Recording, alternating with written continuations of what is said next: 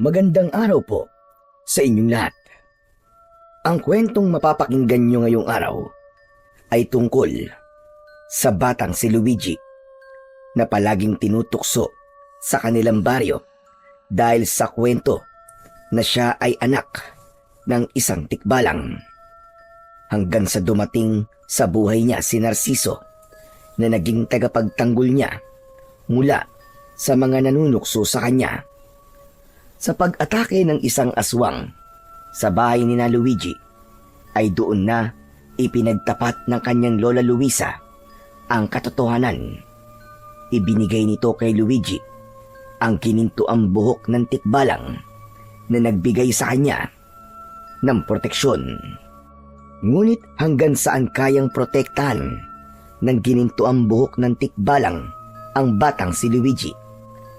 Kaya rin ba siya nitong proteksyonan mula sa mga taong may hindi magandang intensyon sa kanya? Ngunit bago po ang lahat mga idol, huwag po nating kalimutang mag-subscribe at i-hit ang notification bell sa aking YouTube channel na The Voice Addict at Apong Isaac para sa mas marami pang makapigil hiningang kwentong aswang at katatakutan mula sa mundo ng kababalaghan. Umpisahan na po natin ang kwento. Mag-isang naglalaro sa loob ng kubo ang 11 taong gulang na bata na si Luigi. Nilalaro niya ang lumang laruang truck at robot na napulot niya sa basurahan nung isang araw. Mas masaya sana kung sa labas siya naglalaro kasama ang ibang mga bata, pero pinagbawalan na muna siya ng kanyang lola Luisa na makipaglaro sa mga bata sa baryo nila dahil madalas ay umuuwi siyang umiiyak dahil sa panunukso ng mga yon sa kanya. Maya-maya pa ay narinig ni Luigi ang pagtawag ni lola Luisa sa kanya mula sa likod ng bahay. Huminto muna siya sa paglalaro at pinuntahan niya ang lola niya na abala sa paglalaba sa tabi ng balon. Bakit po, Lola? Kumuha ka na nga muna ng pera roon sa bulsa ng palda ko na nakasabit sa likod ng pinto. Bumili ka ng 1 kilong bigas doon sa tindahan. Tapos magsaing ka na rin dahil tanghali na pala. Sige po, Lola. Ay, sandali. Oo nga pala. Baka sa lubong mo na naman sina Owen sa labas, ha? Tapos tuksuhin ka na naman. Ikaw na lamang ang umiwas.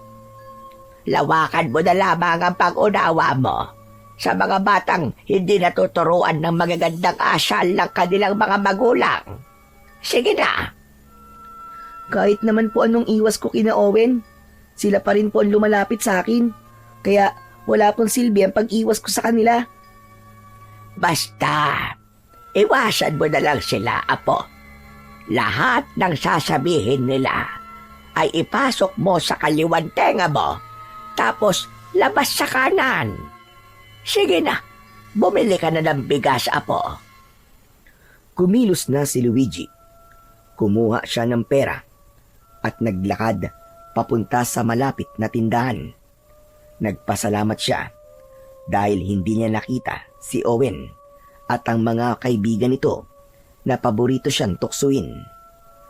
Naglalakad na siya pauwi nang sandali siyang napahinto dahil nakita niya si Owen na makakasalubong niya. Agad nang umisi si Owen nang makita si Luigi. Kinabahan si Luigi sa ngising yun ni Owen. Ramdam niya na tutuksuhin na naman siya nito. Ganun pa man, nagkunwari siyang hindi niya ito nakita at nagpatuloy siya sa paglalakad ng mabilis. Pero humarang si Owen sa harap ni Luigi. Iiwasan niya sana ito, pero kahit saan siya humakbang ay patuloy na humaharang si Owen. Sandali lang! Bakit parang nagmamadali ka yata, Luigi, ha? Kailangan ko na kasing umuwi kasi magsasaing pa ako. Hindi mo ba nakikitang may dala akong bigas? Aba, ang dami mo yatang biniling bigas. Bakit? Kasama niyo ba sa bahay niyo yung tatay mo tikbalang? Isinama niyo na ba siya sa pagkain niyo? Baka naman pwede kong makita ang tatay mo. Kasi hindi pa ako nakakakita ng totoong tikbalang eh. Hindi na lang nagsalita si Luigi dahil naalala niya ang bilin ni Lola Luisa. Lalagpasan na sana niya si Owen pero mahigpit nitong hinila ang kanyang braso. Nabitiwan ni Luigi ang bigas at nalaglag yun sa lupa. Nasira ang kinalalagyan na plastik ng bigas at kumalat yun sa lupa. Lagot! Ang bigas namin! Uy, hindi ko kasalanan yan ha. Ikaw ang nakabitiw sa bigas niyo. Kung di mo sana inila ang braso ko, hindi ko yan mabibitiwan. Talagang sinisi mo pa ako ha. Gusto mo ba lagyan kita ng black eye? Makaalis na nga dito. Baka magsumbong ka pa sa tatay mo tikbalang eh. Diyan ka na. Nagmamadaling umalis si Owen habang si Luigi naman ay yumukod at pilit na inilagay ang natapon na bigas sa sirang plastik. Lagot, yari ako kay Lola nito. Paniguradong pagagalitan niya ako. Si Owen talaga oh. Wala na siyang ginawang maganda. Kahit may kasamang lupa, ay dinala pa rin ni Luigi ang bigas sa kanilang bahay. Dumiretso siya sa likod, kung saan naroon pa rin si Lola Luisa at naglalaba. Nanlaki ang mga mata ng matandang babae nang makita si Luigi. Naghugas ng mga kamay si Lola Luisa, saka lumapit sa batang si Luigi. Ano nangyari sa bigas natin? Lola, si Owen po kasi. Tinukso na naman po niya ako tapos nung aalis na po ako, ay hinila niya po ako sa braso kaya yun po. Nabitiwan ko po itong bigas. Sorry po Lola, hindi ko po sinasadya. Wala ka dapat na ihingi ng tawad sa akin. Ang Owen na yon ang may kasalanan. Ang mabuti pa siguro ay magpunta na ako sa bahay nila para maisumbong ko siya sa nanay niya. Dapat kasi na pagsasabihan ng batang yon at baka sakaling magbago pa ang pag-uugali. Wag na po Lola, wag na po.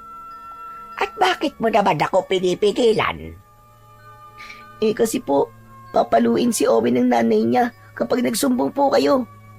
Nakita ko po kasi si Owen nung nakaraang araw na pinapalo po ng nanay niya sa labas ng bahay nila. May isang bata po kasi nagsumbong sa nanay ni Owen. Inaway po kasi ni Owen yung bata. Mabuti nga yun, para madisiplina siya. Tignan mo nga ang ginawa niya ngayon. Hindi na natin mapapakinabangan lahat ng bigas na pinabili ko sa'yo. Buti sana kung napakamura ng kilo ng bigas ngayon. Halos lahat ng bilihin ay tumataas na ang presyo. Wag na po kayo magsumbong sa nanay ni Owen, Lola.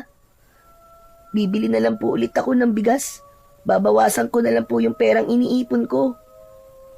Hindi ba? Ipambibili mo yun ng sapatos para sa susunod na pasukan. Ayos lang po, Lola. Hindi naman po malaki ang mababawas dun eh. Doon na lang po ako kukuha ng pambili ng bigas.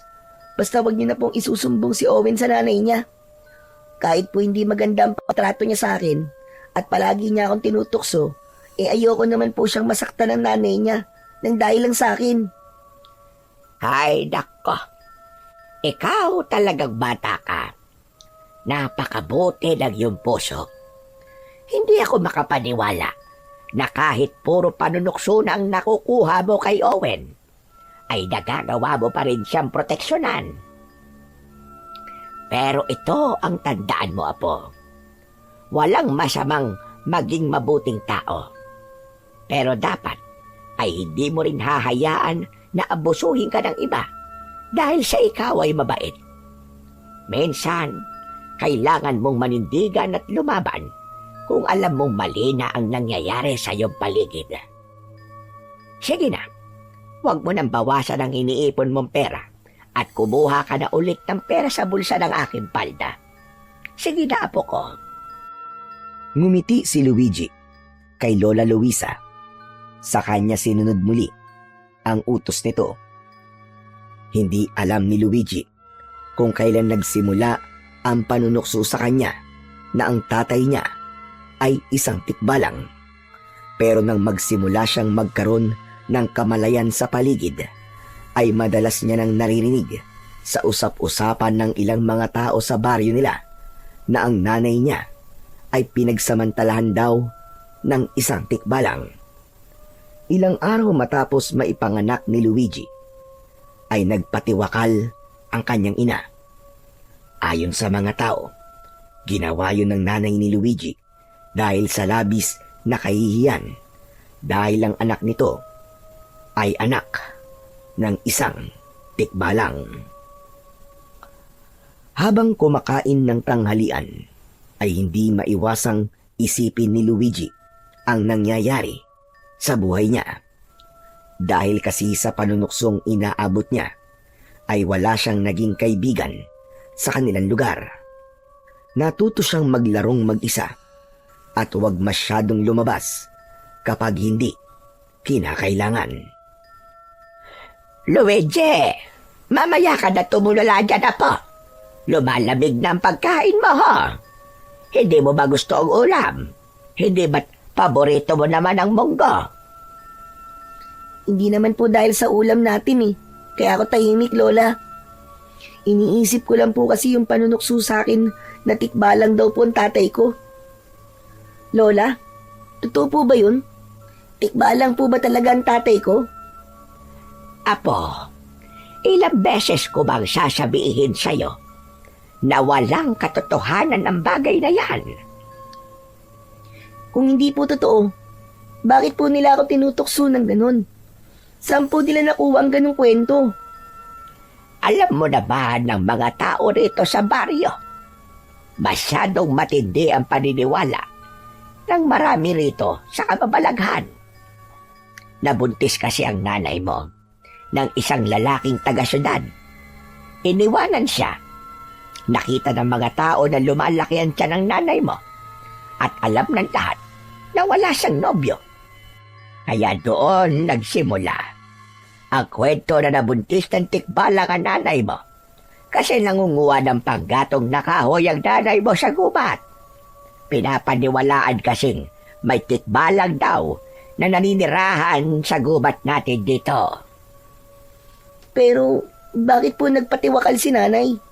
Sabi po nila, sobrang hiyang-hiya raw si nanay kasi anak daw po ng tikbalang ang anak niya. Ay, Diyos ko. Wala rin katotohanan yan, Luigi. Ginawa yun ng nanay mo kasi mahal na mahal niya ang lalaking nakabuntis sa kanya. Hindi niya kaya na wala ito sa tabi niya. Kaya niya ginawa ang hindi dapat. Sa aking kamaniwala, Apo, at huwag sa ibang tao. Sadyang may mga taong walang magawa sa buhay. Kaya ginagawa nilang miserable ang buhay ng ibang tao sa pamamagitan ng pagpapakalat ng hindi totoong kwento. Kaya mo bang mangako sa akin na simula ngayon ay hindi ka na maniniwala na anak ka ng tikbalang? Opo, nangangako po ako, Lola. Alam ko po na hindi kayo magsisinungaling sa akin kasi apo niyo po ako. At hindi ko kayang magsinungaling sa iyo dahil mahal na mahal kita, Apo. Nakatignan mo nga, may ganyan ba kagwapong anak ng tikbalang? Lola naman eh, binubola niyo naman po ako eh. Aba, nagsasabi ako ng totoo. Hindi kita binobola. Gwapo ka naman talaga, Luigi. Walang sinabi ang ibang mga bata dyan sa itsura mo. Tignan mo nga, oh. Hindi napigil ni Luigi ang mapangiti sa sinabi sa kanya ni Lola Luisa. Napakaswerte niya dahil may lola siyang kagaya ni Lola Luisa na bukod sa mapagmahal ay mabait at maasikaso pa. Kaya kahit lumaki siyang walang nanay at tatay, ay hindi siya naging uhaw sa pagmamahal at atensyon. Palaging ipinaparamdam sa kanya ni Lola Luisa ang pagmamahal na kailangan niya. Sa mga sumunod na araw, ay hindi pa rin natigil si Owen sa panunuksok kay Luigi. Sa tuwing makikita siya nito, ay palagi siya nitong tinutukso at pinagtatawanan ng may halong insulto. Wala namang ginawa si Luigi, kundi ang pigilan ang sarili na patulan at sagutin ang bully na si Owen. Alam niyang kapag sumagot siya, ay lalo lamang siyang pagtatawanan nito. Kaya sa halip na magalit o umiyak, palaging inuulit ni Luigi sa kanyang isip na hindi totoo ang mga sinasabi ni Owen. Mas pinili niyang maniwala kay Lola Luisa na nagsasabing walang katotohanan na anak siya ng tikbalang. Ang pagtitimpi niya ay naging paraan niya upang manatili siyang matatag.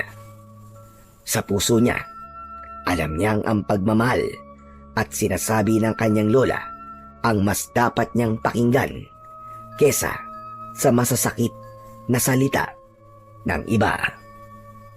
Isang umaga, umalis si Lola Luisa para magtungo sa palengke. Dahil mag-isa sa bahay si Luigi, ay naglaro na lamang siya. Hindi niya napansin ang paglipas ng mga oras, kaya nagulat siya nang dumating na ang lola niya. Nagtaka siya sapagkat may kasama itong isang matangkad na lalaki na noon lamang niya nakita. Bitbit ng lalaki ang bayong ni Lola Luisa. Lumabas si Luigi upang salubungin ang kanyang lola. Dito na pala ang bahay ko, Narciso. Maraming salamat sa pagdala ng bayong ko. Walang anuman po, Lola. Oo nga pala. Ito pala ang apo ko na si Luigi. Ngumiti kay Luigi ang lalaking tinawag ni Lola Luisa sa pangalan na Narciso. O sige ho, mauuna na po ako. Kailangan ko na rin pong umuwi. May mga kailangan pa kasi akong ayusin sa bahay. O sige, mag-iingat ka. Maraming salamat ulit sa iyo, Narciso.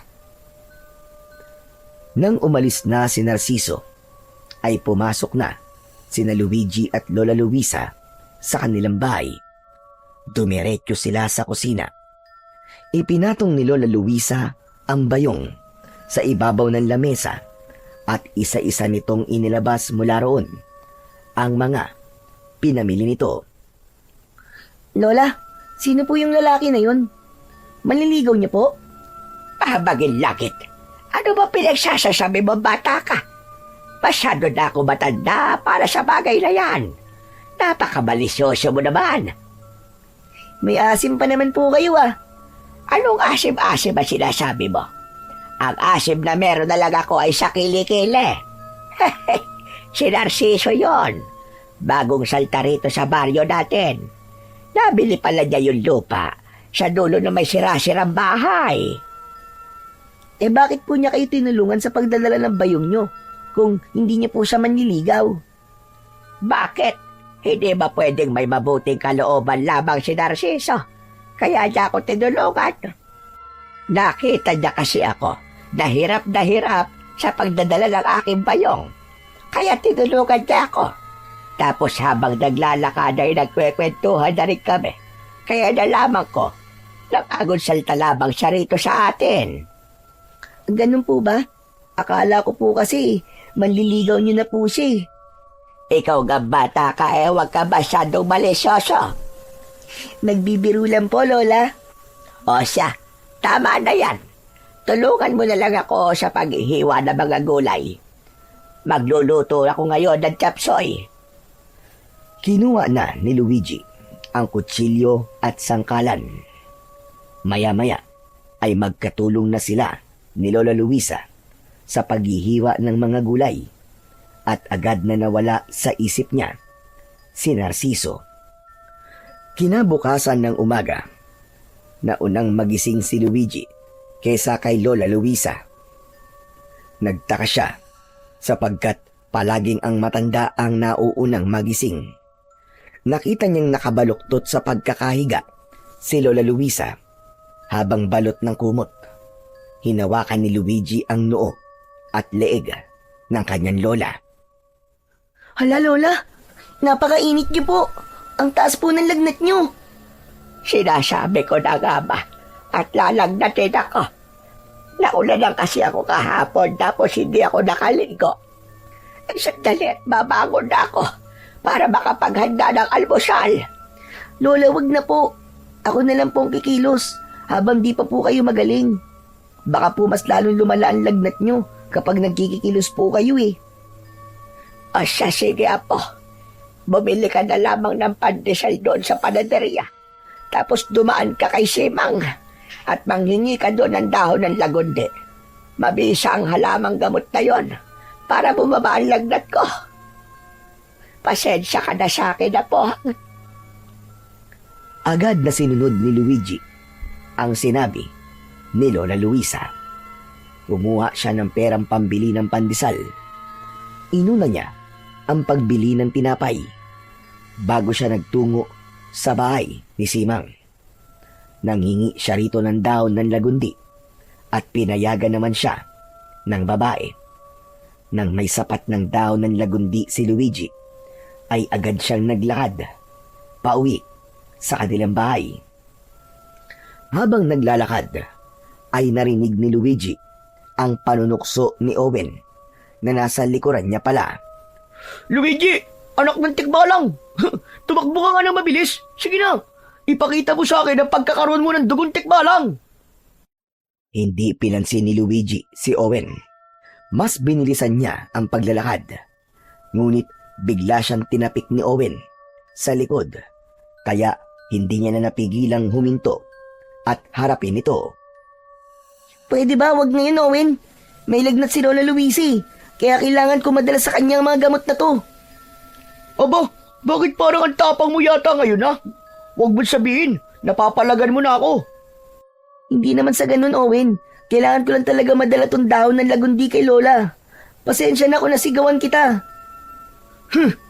Bakit kasi hindi mo nalang sabihin sa tatay mong tikbalang na pagalingin ang lola mo? Wala ba siyang kapangyarihan para magpagaling ng sakit? Hindi tikbalang ang tatay ko, Owen. Nabuntis ng taga-syudad ang nanay ko. Iniwan niya si nanay, kaya hindi nakita ng mga tao rito ang totoo kong tatay. Sinungaling! Hindi ba? Kaya nga nagpatiwakal ang nanay mo kasi nahiya siya. Sa bagay, kahit naman sigurong mabuntis ng tikbalang ganun din ang gagawin. Siguro, walang pumapatol sa nanay mo, kaya sa tikbalang na lang siya nagpabuntis. Umiim ang bagang ni Luigi sa sinabing yun ni Owen.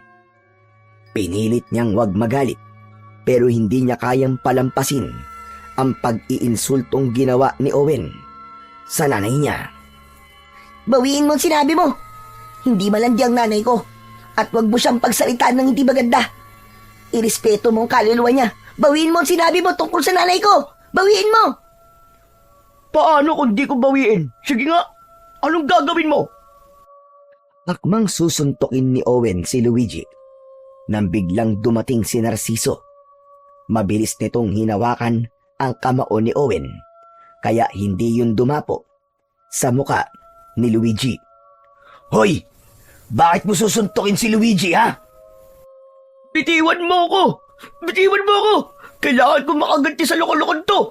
Siya ang unang nanuntok sa akin, kaya gaganti ako sa kanya! Saka sino ka ba, ha? Bakit ka nakikialam? Totoo ba ang sinasabi niya, Luigi? Ikaw ba talaga ang unang nanuntok?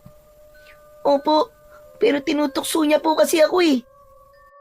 Ano nukso ba kung totoo ang sinasabi ko? Anak ka naman talaga ng tigbalang sa kamalandi ang nanay mo! Kaya ka naman pala sinuntok eh. Kasi ganyan ang lumalabas sa bibig mong bata ka. Umuwi ka na. At ayoko nang malalaman na tinutukso o sinasaktan mo si Luigi, ha? Ipapaalam ko lang sa'yo na pumapatol ako sa bata. Nang bitiwan ni Narciso ang kamay ni Owen, ay nagmamadali at takot na tumakbo. Palayo si Owen. Pinulot ni Narciso ang supot ng pandesal at inabot yon kay Luigi. Maraming salamat po, Kuya Narciso Kung di po kayo dumating, ay uuwi po ako na may pasa sa mukha. Ano ba kasi talaga ang nangyari?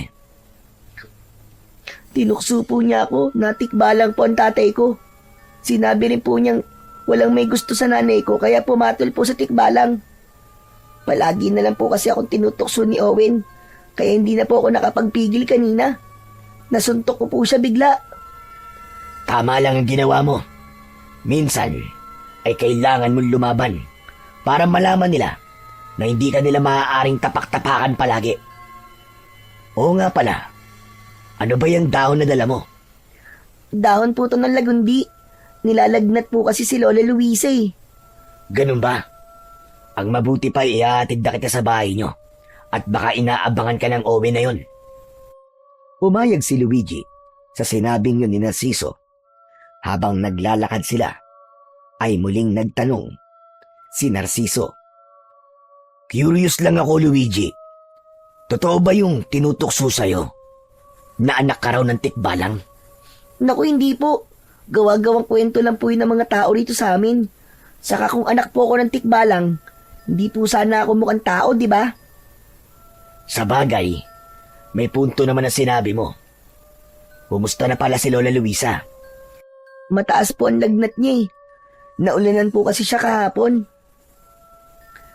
Maya-maya pa ay nakarating na si Luigi sa bahay. Aalis na sana si Narciso pero agad itong pinigilan ni Luigi. Kuya, huwag po muna kayong umalis. Saluhan niyo po kami ni Lola sa almusal para po makabawi po ako sa pagliligtas niyo sa akin kanina. Aba, hindi ko tatanggihan yan. Mabuti at makakalibre ako ng almusal. Pasok po kayo rito sa loob. Maupo na muna kayo sa kusina at tatawagin ko lang po si Lola Luisa. Pumasok na si Narciso at nagtungo sa kusina. Pinuntahan naman ni Luigi si Lola Luisa sa maliit nilang silid. Inalalayan niya ito sa pagtayo. Bagyang nagulat si Lola Luisa nang makita si Narciso. Magandang umaga po, Lola. May sakit daw po kayo, sabi ni Luigi. Aba, meron nga. Tumatanda na talaga ako. Madali na akong kapitan ng sakit. Lola, dito po mag-aalmusal si Kuya Narciso. Iniligtas po niya kasi ako kanina kay Owen. Ano ka ma? Paanong iniligtas? Inaway ka na naman ba ng Owen na yon? Nakita ko po kasi nasusuntokin nung Owen si Luigi. Kaya lumapit po kagad ako para pigilan si Owen. Tapos sinindak ko na rin po si Owen para hindi niya naawayin at tuksuin si Luigi. Lola, sorry po. Kasi hindi ko po sinunod yung billing nyo. Nasuntok ko po kasi si Owen kasi grabe na po ang panunukso niya Sinabi po niyang malandi si nanay. Kaya hindi ko na po napigilan ang sarili kong lumaban. Naiintindihan ko ang ginawa mo, Apo. Pero hindi ibig sabihin na sinabi ko sa'yo na minsan ay kailangan mong lumaban ay karahasan na ang pipiliin mong paraan sa paglaban. Pero hayaan mo na. Nangyari na, kaya wala na tayong magagawa. Ang mabuti pa ay mag-almusal na tayo. Salamat pala sa pagliligtas sa apo ko, Narciso. Walang anuman po, Lola Luisa. Bago kumain, ay nagpaapoy muna si Luigi sa kalan. Isinalang niya roon ang kalderong may tubig at dahon ng lagundi para pagkatapos mag-almusal ay makakainom na kagad ng gamot si Lola Luisa. Maya-maya pa ay magkakasama ng nag-almusal ang tatlo. Oo nga pala, Narciso. Bakit mo pala napiling manirahan dito? Masyado na po kasi magulo ang buhay sa Maynila. Kaya naghanap po ako ng lugar na malayo sa kabiasnan. At dito ako napunta. Anong magulo ang sinasabi mo? Mahirap pong ipaliwanag Mahaba pong kwento. Paano ang trabaho mo sa Maynila? Panigurado may trabaho ka roon. May maliit po akong negosyo roon. pero pinahawa ko po muna sa kapatid ko. Kaya kahit po nasa malayo ko, ay tiwala po ko na hindi babagsak ang negosyo ko. Mukhang maayos pala ang buhay mo.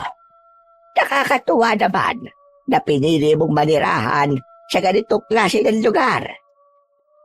Maganda naman po rito sa baryo nyo, Lola eh. Tahimik pa. Hindi gaya sa syudad na napakaingay. Sa tingin ko nga po, dito na ako maninirahan talaga eh. Kahit wala pa akong 1 linggo rito, ay nagustuhan ko na po kagad dito. Tapos, eto nga po, nagkaroon po kagad ako ng kakilala. Kayo po, saka si Luigi. Maraming salamat po sa inyo. Ay nako, kami ang dapat na magpasalamat sa iyo. Kasi parehas mo na kaming tinulungan ng apo ko. Basta kapag naiinip ka at kailangan mo ng kausap, ay magtungo ka lang rito sa aming bahay. Bukas ang pinto namin para sa iyo, Narciso. Mula ng araw na ipagtanggol, si Luigi ni Narciso ay madalas na itong pumupunta sa bahay nila. Sa bawat pagbisita ni Narciso, ay palagi itong may dalang kwento kay Luigi tungkol sa buhay sa syudad. Si Lola Luisa naman ay natuwa rin dahil bukod sa mga kwento ay palagi ring may dalang pagkain si Narciso. Minsan ay prutas, kung minsan ay tinapay, at kung minsan ay ulam na ito mismo ang nagluto. Dahil sa kabutihang ipinakita ni Narciso, ay mabilis silang naging malapit dito. Sa maikling panahon, ay naging parang bahagi na ito ng kanilang pamilya. Isang umaga, nagtungo si Narciso sa bahay ni na Luigi. Wala si Lola Luisa ng mga panahong yon dahil nasa palengke ito. 2 araw lamang ang lumipas ay gumaling na kagad si Lola Luisa sa sakit nitong lagnat. Napahinto sa paglalaro si Luigi upang harapin si Narciso. Kuya, ang aga mo naman. Wala si Lola eh, nasa palengke siya. Bumibili siya ng sangkap para sa ibibenta niyang biko mamaya. Ah, ganun ba? Naiinip kasi ako sa bahay eh. May alam ka bang pasyalan dito?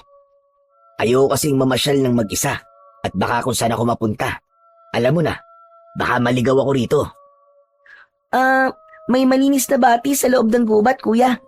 Pero hindi kasi ako pinapapunta ron ni Lola kasi meron daw tikbalang dun eh. Batis? Alam mo, nakakahiyamang sabihin pero sa edad kong to, ay hindi pa ako nakakakita ng batis eh. Gusto kong makita ang batis sa sinasabi mo. Pero baka mapagalitan ako ni Lola Luisa kapag nagpunta ako ron eh. Hindi naman natin sasabihin sa kanya eh. Mabilis lang tayo, promise. Gusto ko lang talagang makita yung batis sa sinasabi mo. Baka magpakita sa atin yung tikbalang sa gubat, kuya. Kasama mo naman ako eh. Wala kang dapat ikatakot. Ano? Tara na. Gusto ko lang malaman ang daan papunta ron. Para sa susunod, kahit ako na lang ang mag-isang pupunta. Sige na nga. Sandali lang at sasarado ko lang po ang bahay namin, kuya. Isinarado muna ni Luigi ang bahay nila. Saka sila naglakad ni Narciso papunta sa gubat. Habang naglalakad, ay hindi naiwasan ni Luigi ang kabahan. Noon pa man kasi ay mahigpit ng bilin ni Lola Luisa na huwag siyang magtutungo sa gubat dahil may nakita roong tikbalang. Ayon sa mga kwento, maraming tao na ang iniligaw ng tikbalang sa gubat. May iba na halos 1 araw na nawala bago nakabalik. Nang nasa loob na ng gubat si na Luigi, ay mas lalo siyang kinabahan. Nanlamig ang kanyang katawan. Pakiramdam niya ay may pares ng mata na nakasunod ng tingin sa kanila ni Narciso. Bakit namumutla ka na, Luigi? Ayos ka lang ba? Natatakot po kasi ako, kuya. Baka biglang magpakita sa atin yung tikbalang, tapos iligaw tayo rito. Huwag kang matakot, kasama mo naman ako eh. Saka hindi ba, ang sabi nila, kapag iniligaw ka raw ng tikbalang, ay baligtarin mo lang ang suot mong damit. Kapag iniligaw tayo ng tikbalang, edi ganun ang gagawin natin. Hindi naman po sigurado kung totoo yun. Pero Kuya Narciso, hindi ba galing ka sa Maynila? Naniniwala ka ba sa tikbalang? Oo naman. Bakit? Ang akala mo ba lahat ng nakatira sa Maynila ay hindi naniniwala sa mga nilalang kagaya ng tikbalang? Okay, sige. Sa'yo ko lang sasabihin to ha. Kaya wag mong sasabihin kahit kanino. Kahit kay Lola Luisa.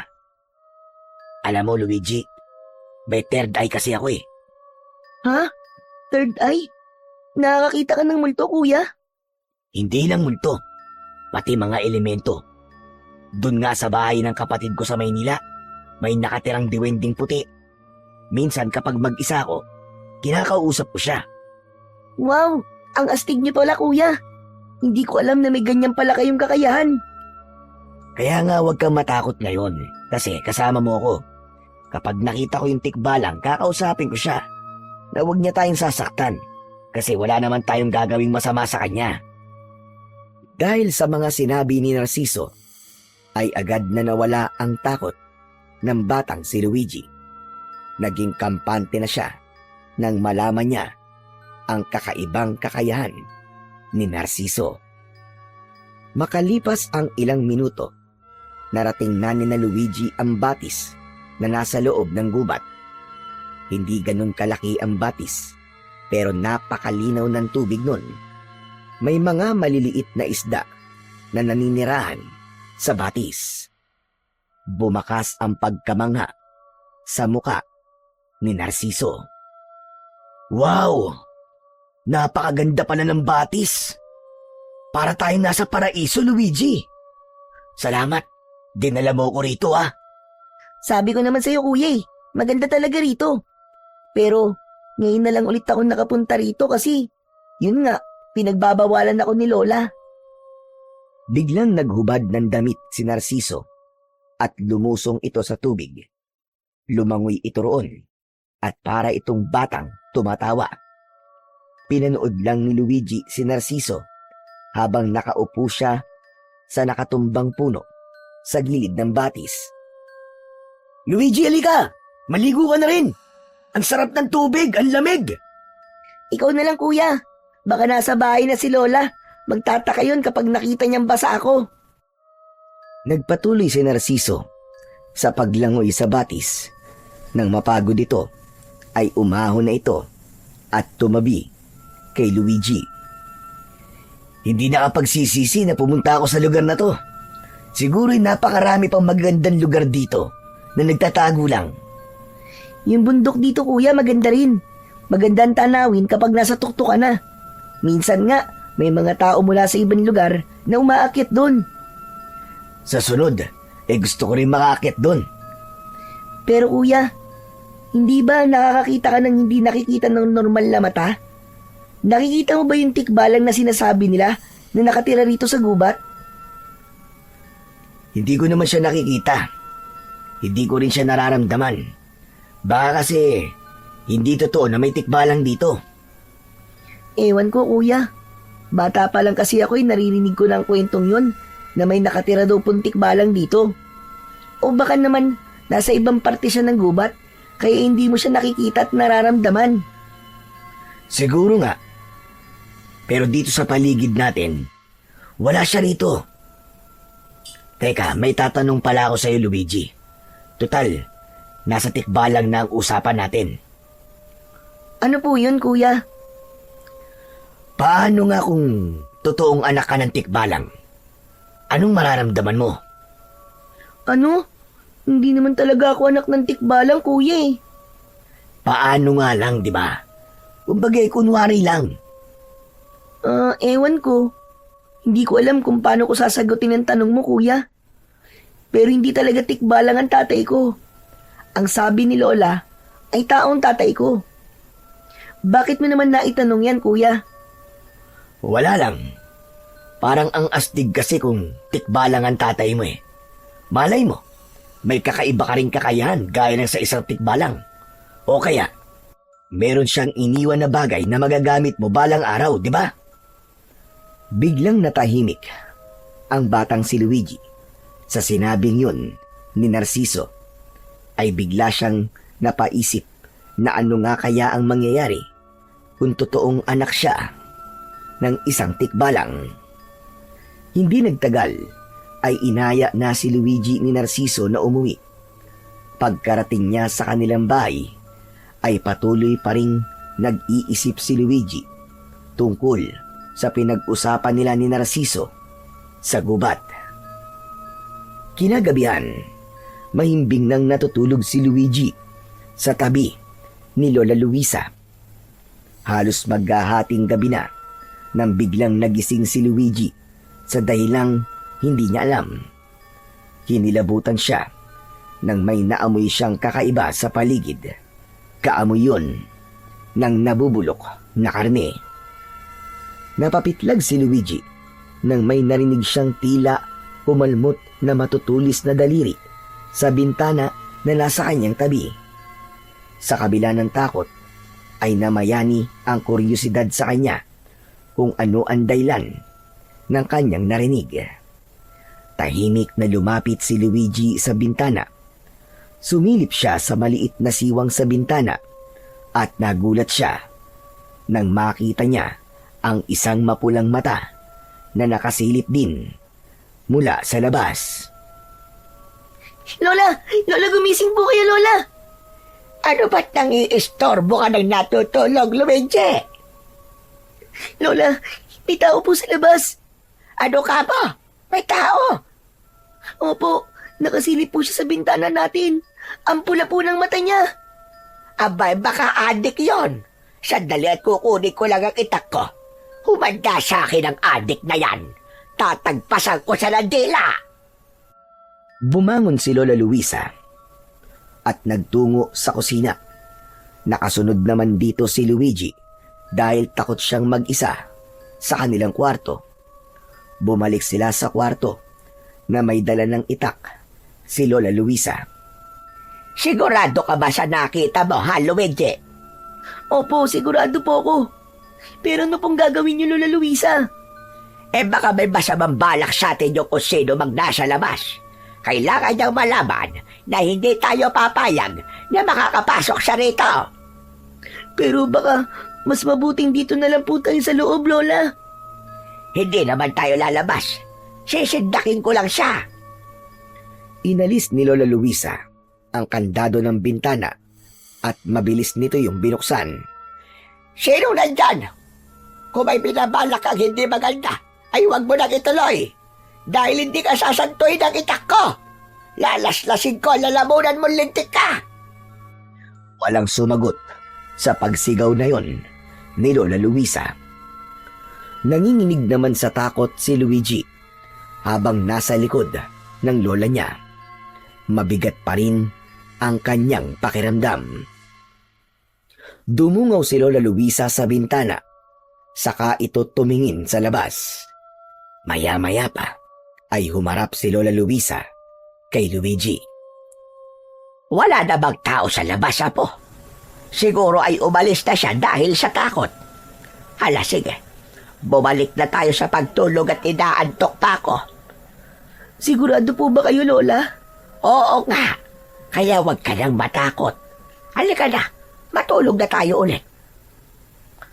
Laking gulat ni Luigi nang mula sa labas ng bintana ay nakita niya ang isang nakakatakot na nilalang. Sigurado siya na yun ang nagmamay-ari ng pulang mata na nakita niya kanina.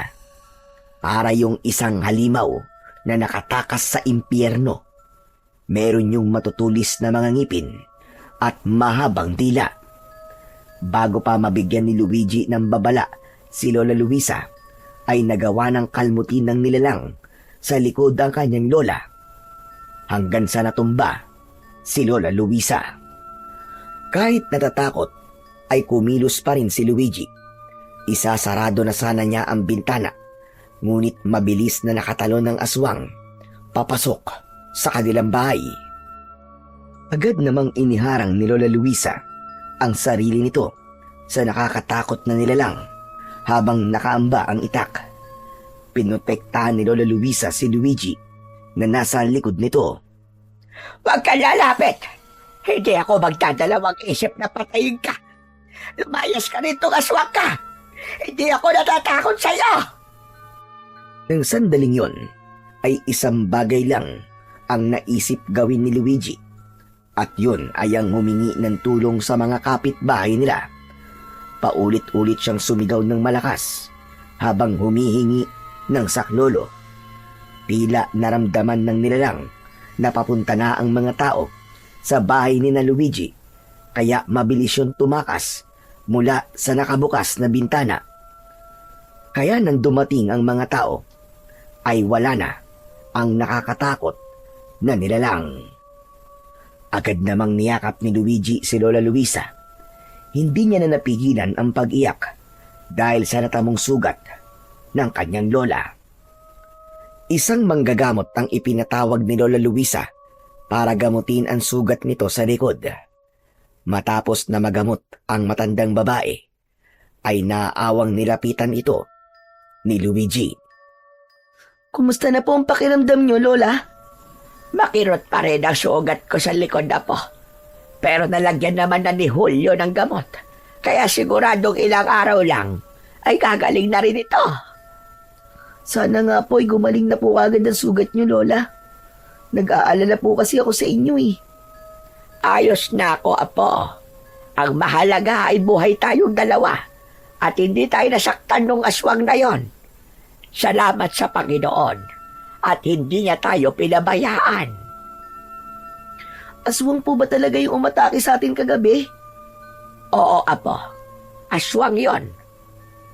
Doon kasi sa lugar kung saan ako ipinanganak ay maraming aswang.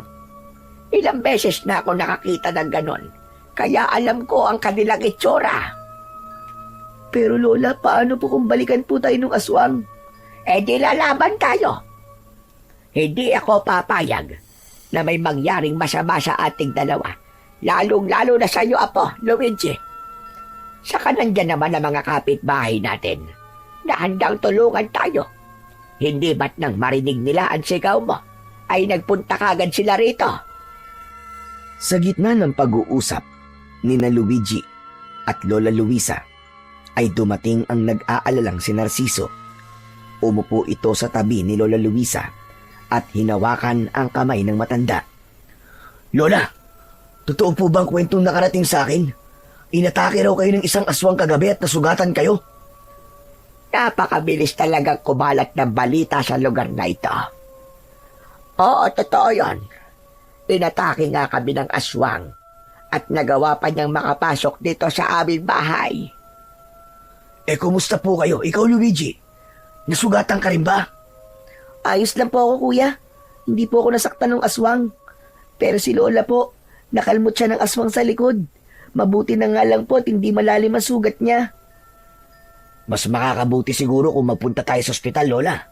Dapat matignan ng doktor ang sugat nyo. Hindi na kailangan, Narciso. Nagamot na ako ni Julio. Okay na yon.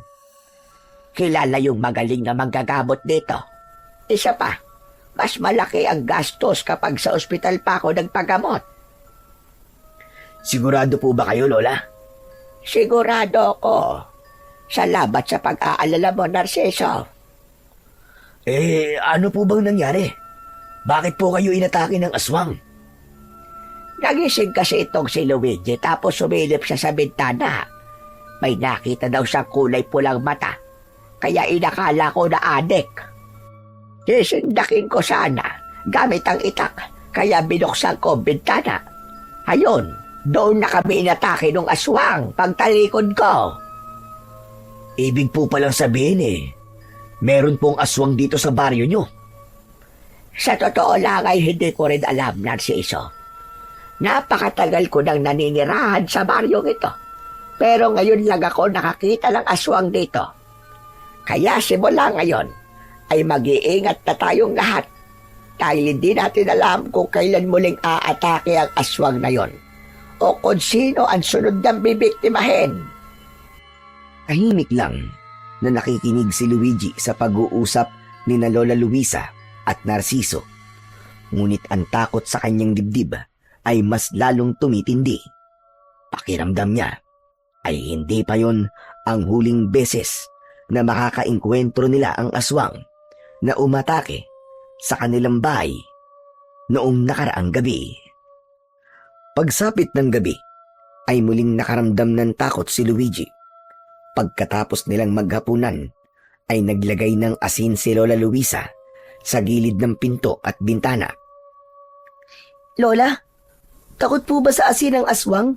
Kaya po kayo naglalagay nun sa pinto at bintana? Oo, apo, tama ka. Takot sila sa asin. Pero depende pa rin sa aswang.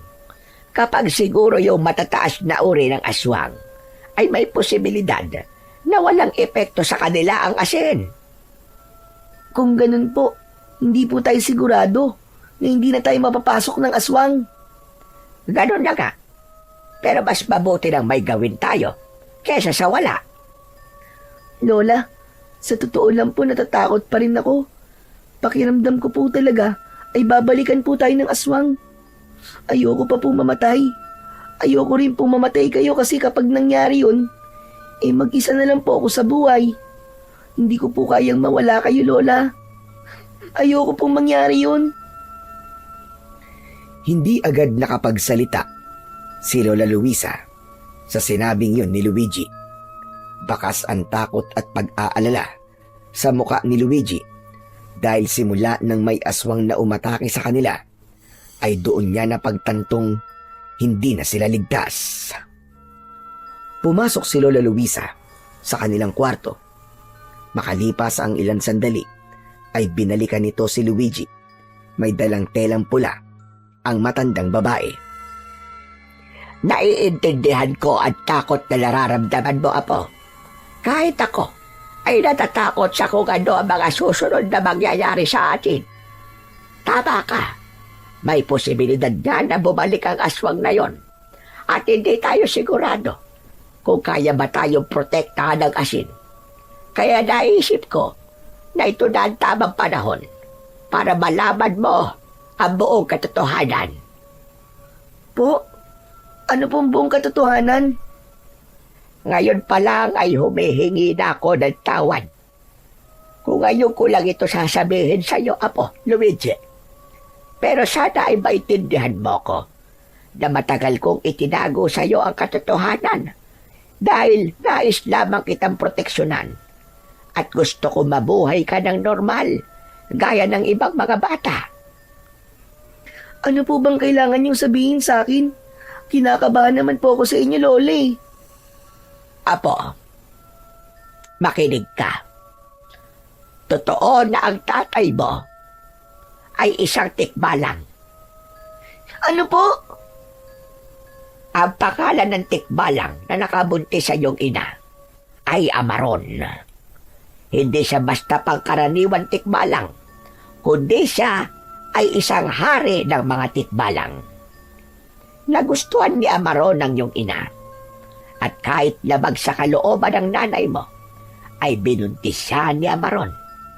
Totoo rin na kaya nagpatiwakal ang nanay mo ay dahil sa kahihiyan. Hindi niya nakinaya ang mga naririnig niya mula sa mga tao. Kaya mas pinili niyang wakasan ang sarili niyang buhay. Hindi na malaya ni Luigi ang pagtulo ng kanyang mga luwa. Hindi niya akalain na ang mga panunuksong natatanggap niya ay isa palang katotohanan. Bakit ngayon niyo lang po sinabi sa akin yan? Gaya ng aking sinabi kanina, gusto kong lumaki ka ng normal. Ayokong isipin mo na iba ka sa mga batang nandito sa ating baryo. Pero dahil sa nangyaring pag-atake ng aswang sa atin, ay napagtanto kong wala na akong magagawa, kundi ang sabihin sa iyo ang totoo. Binuksan ni Lola Luisa ang pulang tela. Sa loob nun ay maraming hibla ng buhok na kulay ginto. Sa tansya ni Luigi ay 3 dangkal ang haba ng mga buhok.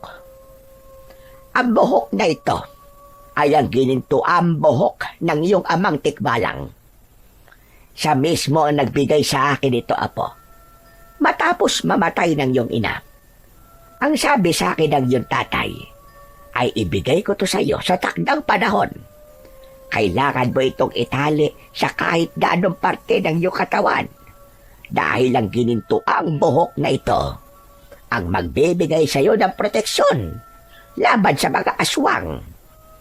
Alam ni Amaron na magiging mainit ka sa mata ng mga aswang dahil ikaw ay kalahating tao at kalahating tikbalang. Alam ng mga aswang na kapag lumaki ka, ay kusang lalabas ang mga kakaiba mong kakayahan at magiging malaking banta ka sa mga aswang. Ang ibig niyo po ba sabihin, yung aswang po na umatake sa akin, ay ako talaga ang pakay niya? Gusto niya po niya akong patayin? Tama ka. Hindi ko alam kung paano nila nalaban na anak ka ng isang tikbalang apo. Pero sigurado ko na kumikilos na ang mga aswang para patayin ka bago ka pa tumuntong sa edad kung saan lalabas na ang mga kakayahan na meron ka dahil sa tatay mong hari ng mga tikbalang. Kaya simula sa gabing ito, kailangan mo nang isuot ang ginintuang buhok ng tikbalang bilang proteksyon mo sa mga aswang. Akin ang kaliwa mong braso, apo. Inilapit ni Luigi ang isa niyang braso kay Lola Luisa kahit naguguluhan pa rin siya. Mahigpit na itinali ni Lola Luisa ang ginintuang buhok ng tikbalang sa braso ni Luigi. Siniguri nito na hindi yun matatanggal ng basta-basta. May kakaibang naramdaman si Luigi. Tila may kung anong enerhiya ang bumalot sa buo niyang katawan. Tila ba may maliliit na bultahe ng kuryente na kumikiliti sa kanyang balat. Tandaan mo, huwag mong hahayaan na mawala ang buhok na yan sa iyong braso at huwag mo rin hahayaan na makuha yan sa iyo ng iba. Nagkakaintindihan ba tayo? Opo. Muli akong humihingi ng pasensya sa iyo, apo. Patawad ko ngayon ko lang sinabi sa iyo ang katotohanan. Ang akala ko kasi ay hindi darating ang ganitong pangyayari sa buhay natin. Hindi naman po ako galit sa inyo, Lola eh. Nagulat lang po ako pero naiintindihan ko po kayo. Masyado po kayong maraming nagawang mabuti sa akin, Lola, para magalit po ako sa inyo. Maraming salamat, Luigi. Napakabait mo talagang bata, apo. Mahigpit na niyakap ni Lola Luisa ang batang si Luigi. Bagamat nagulat si Luigi na anak siya ng isang tikbalang, ay masaya siya dahil sa wakas ay nalaman niya na ang buong katotohanan. Pakiramdam niya ay unti-unti nang nabubuo ang kanyang pagkatao sa gabing yun. Simula nang nakatali na sa braso ni Luigi ang ginintuang buhok ng tikbalang, ay hindi niya na yon inalis. Kahit sa pagligo niya ay hindi niya yon hinubad dahil alam niyang mahihirapan siyang ibalik yun. Napagtanto rin niyang totoo ang kapangyarihan ng buhok dahil nang nasa katawan niya na yun ay ramdam niyang may kung anong puwersa ang nagpoprotekta sa kanya. Isang umaga, inutusan si Luigi ni Lola Luisa na bumili ng toyo para sa lulutuin itong adobong manok. Habang naglalakad si Luigi, pagpunta sa tindahan, ay biglang humarang si Owen sa kanya. Hoy! Balita ko inatake raw kayo ng aswang ng lola mo, ah! Oo, buti na nga lang at buhay pa kami ni Lola eh. Nasugatan lang si Lola Luisa. Malamang, kaya kayo nakaligtas kasi tinulungan kayo ng tatay mong tikbalang. Ano, tama ba ako? Hindi mo alam ang sinasabi mo. Nakaligtas kami kasi tinulungan kami ng mga kapitbahay namin. Sus, pa-inosente ka pa eh. Pero mabuti na lang at nakakita kita. Akala mo ba'y nakakalimutan ko na yung pagsuntok mo sa akin? Hindi pa ako nakakaganti sa'yo. Owen, pwede ba? Ayoko ng gulo. Pwes ako gusto ko. Hindi kita titigilan hanggat hindi kita nasusuntok. Sige, kung yan ang gusto mo at yan ang magpapagaan sa kalooban mo, pagbibigyan kita. Ibig mo ba sabihin, hayaan mo ako suntukin ka? Oo, Owen. Para makaganti ka na sa akin. Pero sana kapag nasuntok mo na ako, ay tigilan mo na ako ah. Sana hindi mo na ako tutuksuin. Pwede ba? Huwag mo akong inuutusan. Kaya kahit suntokin kita, itutuksuin pa rin kita. Pero magandang pumapayag ka sa gusto ko. Ngayon, humanda ka dahil mababasag yung pagbumuka mo. Asar na asar ako sa'yo. Ngumisi si Owen. Pinalagutok pa nito ang mga buto nito sa kanang kamao nito. Bumuelo si Owen at saka nito malakas na sinuntok sa panga si Luigi. Ngunit imbis na si Luigi ang masaktan, ay si Owen ang napasigaw dahil sa labis na sakit. Nagulantang si Luigi dahil wala siyang naramdamang sakit nang tumama ang kamao ni Owen sa kanyang panga. At mas lalo siyang nagulantang nang makita niyang nabali ang ilang daliri ni Owen na parabang sa bato ito sumuntok. Aray ko! Ang mga daliri ko! Isusumbong kita sa nanay ko! Humanda ka! Ha? Bakit mo ako isusumbong? Ikaw nga to sumuntok sa akin eh. Ikaw ang may gawa niya sa sarili mo at hindi ako. Hindi! Siguro bigay ka ng kapangyarihan sa tatay mong tikbalang, no? Isusumbong talaga kita, Luigi! Isusumbong kita! Owen, sandali lang! Hindi na nagawang tapusin pa ni Luigi ang kanyang sasabihin dahil tumakbong umalis si Owen habang umiiyak. Nabahala si Luigi dahil baka magkaroon ng gulo sa sandaling isumbong siya ni Owen sa nanay nito. Napahawak siya sa panganyang sinuntok ni Owen at labis pa rin ang kanyang pagtataka kung bakit hindi siya nakaramdam ng sakit nang suntukin siya doon ni Owen. Matapos bumili ng toyo, ay nakatulalang naglakad pa uwi si Luigi. Hanggang sa sandaling yun, ay pinag-iisipan niya pa rin ang nangyari. Inabot niya kay Lola Luisa ang toyo at naupo siya sa upuang nasa kanilang kusina. Bakit naman ang tagal mo yata bumili? Narinig ni Luigi ang tanong ng kanyang Lola Luisa, pero dumaan lamang yon sa tenga niya na natili siyang nakatulala at tila wala sa sarili. Luigi, apo, ano ba nangyari sa'yo at nakatulala ka dyan? Huwag mo sabihin, inaway ka na naman o tinukso ka na naman ni Owen. Hindi po, Lola. Bakit nakatulala ka simula na dumating ka? Sobrang init po kasi sa labas eh. Medyo sumakit po ang ulo ko. Napakainit na ka ng panahon ngayon at Abril na. Magpahinga ka na lang muna dyan, apo. Ako naman ay isasalang ko na itong adobo para makakain na tayo. Siguradong masarap ito.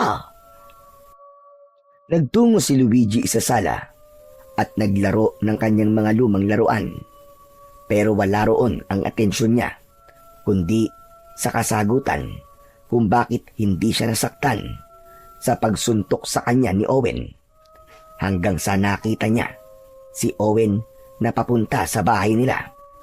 Umiiyak ito habang kasama ang nanay nitong si Petra na ang itsura ay parang susugod sa gera.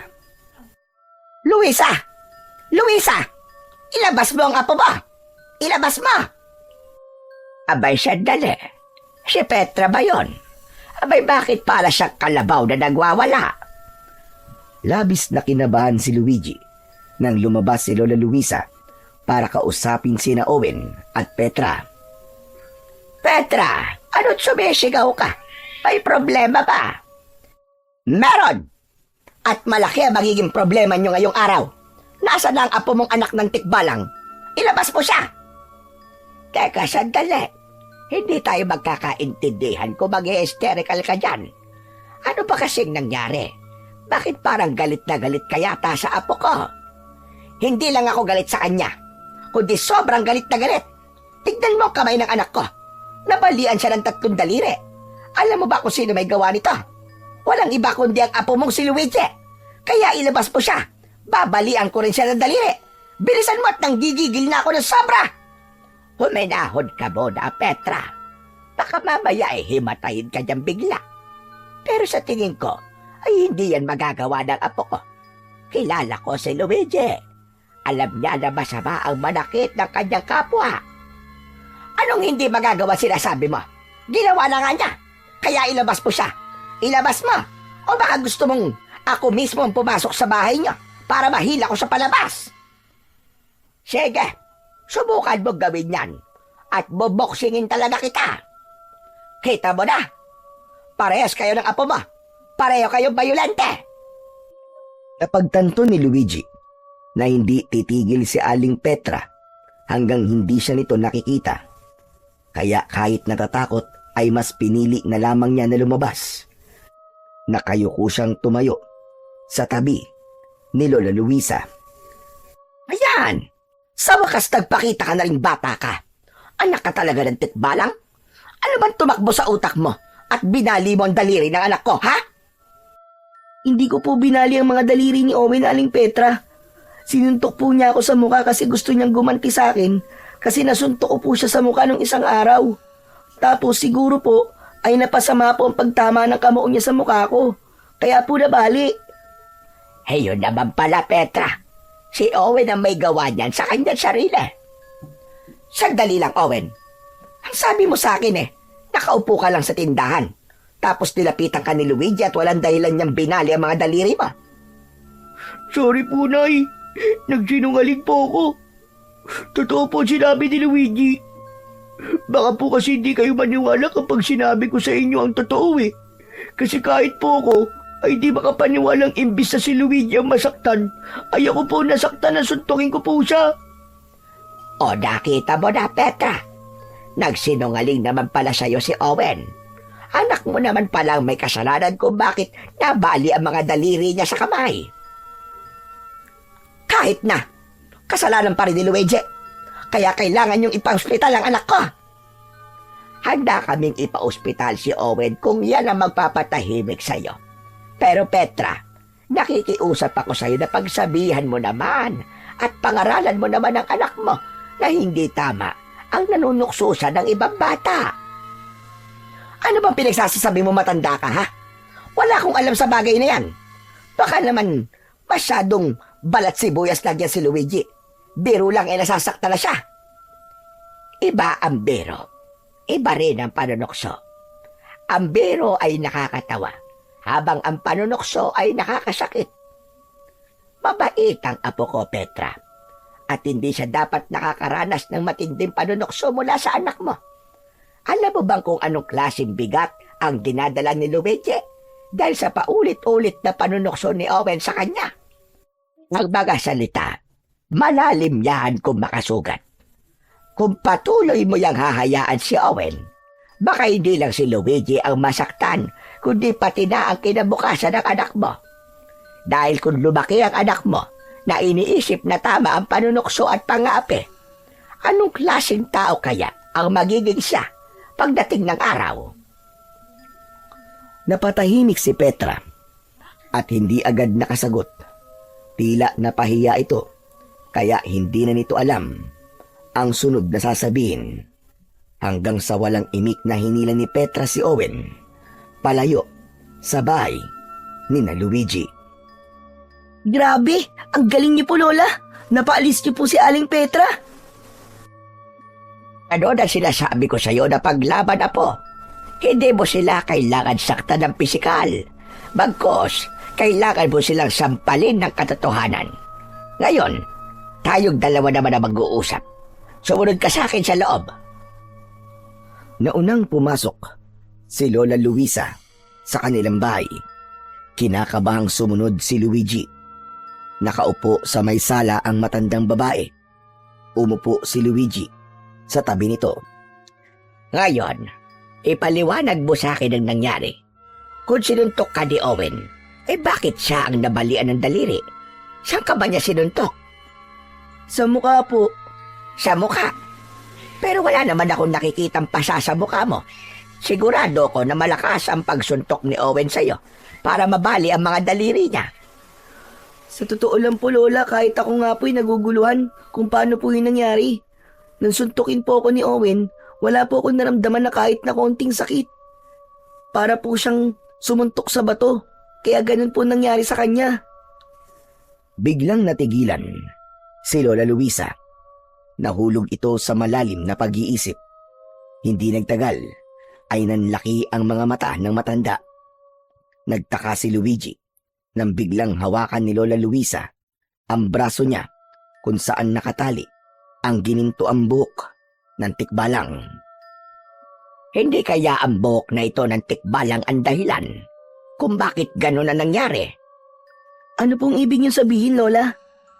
Wala ka bang naramdamang kakaiba sa katawan mo? Simula nang itali ko ito sa iyong braso, Apo. Meron po. Pakiramdam ko po ay may parang enerhiya po na nakapalibot po sa buong katawan ko. Ganun pong nararamdaman ko kahit ngayon. Kung ganon, hindi lang sa aswang ang proteksyon na meron ka, kundi sa mga tao rin nasasaktan ka. Diyos ko, kabangha-mangha naman ang bagay na ito, Apo. Amaron, kung naririnig mo ako, maraming salamat sa kapangyarihan na ibinigay mo sa iyong anak. Salamat dahil hindi na ako mag-aalala na may mangyayaring masama sa kanya. Pero Lola, natatakot po ako. Paano po kung ipagkalat po ni na Aling Petra at Owen ang nangyari? Baka po magtaka ang mga tao kung bakit hindi po ako nasasaktan. Baka po malaman nila na totoong anak ako ng tikbalang. Hayaan mo sila. Hayaan mo kung anong sasabihin sa'yo ng mga tao. Pwede naman tayong tumanggi at sabihin na sila ay nagsisinungaling. Basta ang importante ay may proteksyon ka na sa lahat ng gustong manakit sa'yo, Apo. Pero sandali lang. Gusto kong masubukan kung totoo nga ang proteksyon na meron ka. Po? Paano po? Laking gulat ni Luigi nang bigla siyang sinampal ng malakas ni Lola Luisa. Pero hindi siya natinag at wala siyang naramdamang kahit katiting na sakit. Lola, bakit niyo po ako sinampal? Aray ka. Tinesting ko lang naman kung masakit. Ano? May naramdaman ka ba sakit? Wala po. Ay, nako. Totoo nga. Ngayon ay kampante na ako kahit paano. Hindi na ako masyadong matatakot kahit bumalik pa rito yung aswang para patayin ka. Kasi hindi ka niya mapapatay. Tama po kayo, Lola. Pero paano po kayo? Anong paano ko? Di ba, Lola? Wala po kayong gininto ang buhok ng tikbalang? Paano po kapag kayo ang sinaktan ng aswang? Huwag mo kong intindihin, Apo. Kaya kong protektahan ang aking sarili. Ano po kaya kung hati na lang po tayo rito sa buhok ng tatay ko? Hindi maaari ang naiisip mo, Apo. Natatandaan ko na sinabi sa akin ni Amaron na tanging ikaw lamang ang pwedeng gumamit niyan dahil may dugo ka niya. Kaya para talaga sa'yo yan, Luigi. Biglang natahimik si Luigi sa sinabing yun ni Lola Luisa. Hindi na alis sa kanya ang pag-aalala para sa kanyang lola hanggang sa napagtanto niya na kung sakaling muling umatake ang aswang sa kanila ay kailangan niyang protektahan si Lola Luisa dahil siya ang may kakayahang labanan ang aswang na yon. Simula nang mapatunayan ni Luigi ang kapangyarihan ng ginintuang buhok ng tikbalang ay doon niya napatunayan na mahal siya ng tatay niya na si Amaron. Dahil siniguro nito na magiging ligtas siya sa mga aswang na nanaisin siyang saktan at patayin. Kaya naman, nagkaroon siya ng kagustuhan na makilala o makausap kahit sandali lamang ang kanyang tatay na hari ng mga tikbalang. Isang gabi, habang nag-aayos ng higaan si Lola Luisa, ay nakatingin lang rito si Luigi. Nag-iipon siya ng lakas ng loob para sabihin sa kanyang lola ang bagay na ilang araw niya nang nais sabihin. Luigi, Apo, maayos na itong higaan natin. Maaari ka nang humiga. Ako naman ay maglalagay lang ng asin sa mga bintana at pinto. Lola, may itatanong po sana ako sa inyo eh. Ano ba yon? Parang ang seryoso mo naman masyado. Huwag po sana kayong magagalit ha. Pero, pwede ko po bang makilala ang tatay ko? Naiintindihan ko kung bakit gusto mo siyang makilala, Apo. Pero apo, hindi ko alam kung ano maaaring mangyari kapag nakilala mo siya. Bakit po? Ano po bang pwedeng mangyari kapag nagkita po kami? Hindi ako sigurado. Pero natatakot ako na baka kunin ka niya sa akin na po at dalhin ka niya sa mundo nila. Alam mo naman na ayokong mawalay ka sa akin. Pero hindi naman po ako sasama sa kanya kung sakali, Lola. Gusto ko lang po talaga siyang makita. Yung tikba lang po ba na nakatira sa gubat? Yung po ang tatay ko? Oo, siya nga apo. Isa talaga sa dahilan kung bakit hindi kita pinapapunta sa gubat ay dahil makita ka ng tatay mo at sapilit ang kanyang kunin. Pakiramdam ko po kasi, hindi pa rin po buo ang pagkatao ko kasi hindi ko man lang siya nakikita. Hindi ko nga po nakita ang nanay ko tapos pati po ang tatay ko, hindi ko pa rin po pala makikita. Hayaan mo. Marahil kung talagang iaadya ng nasa itaas, ay magkikita kayo ng tatay mo. Basta kung sakaling mangyari ang bagay na yon, ay huwag kang sasama sa kanya, apo ha. Kahit anong ipangako o sabihin niya, ay huwag kang masisilaw. Pangako po, hindi po ako sasama sa tatay ko. Dito po sa mundo ng mga tao ang mundo ko, Lola. Saka hindi ko rin po kayang mawala kayo sa tabi ko. Gusto ko, habang buhay po tayo magkasamang dalawa. Ay, nako. Napakalambing talaga nitong apo kong ito. O siya, tama na. At baka magkaiyakan pa tayo rito. Maiga ka na para matulog na. Matapos yun, ay humiga na si Luigi sa papag. Sa kabila ng sinabi ni Lola Luisa, ay hindi pa rin nawala ang kagustuhan niyang makilala ang kanyang ama. Wala siyang pakialam kahit isa itong tikbalang o kung anumang nilalang. Para kay Luigi, ay tatay niya pa rin ito. At kung hindi dahil dito, ay hindi siya mabubuhay sa mundo. Sa mga sumunod na araw, ay nagsimulang lumaganap ang takot sa buong baryo ni na Luigi dahil sa mga natagpo ang bangkay ng tao sa kung saan-saan. Sa itsura ng mga bangkay, ay marami ang nagsabi na aswang ang may kagagawan nun.